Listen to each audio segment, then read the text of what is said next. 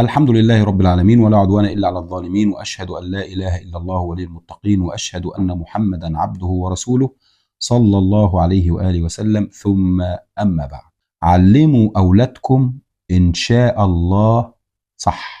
لما ابنك يطلب منك حاجة وانت مش هتنفذها، بلاش تقول له إن شاء الله هجيب لك الحاجة الفلانية، لأن كل مرة هتقول له إن شاء الله هعمل لك كذا أو هجيب لك كذا ومش هتنفذ، بالتالي واحدة واحدة الولد هيفقد الثقة فيك وفي الكلمة، هيفقد الثقة فيك كأب، وهيفقد الثقة في كلمة إن شاء الله.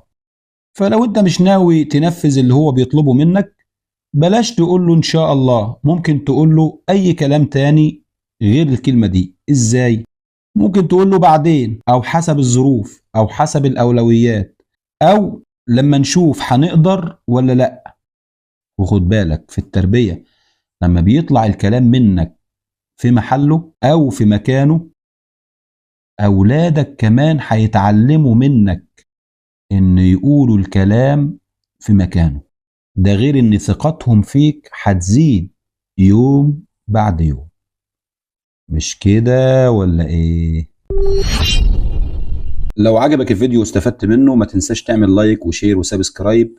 دعم الفيديو عشان تساعد على انتشاره. جزاكم الله خيرا، والسلام عليكم ورحمة الله وبركاته.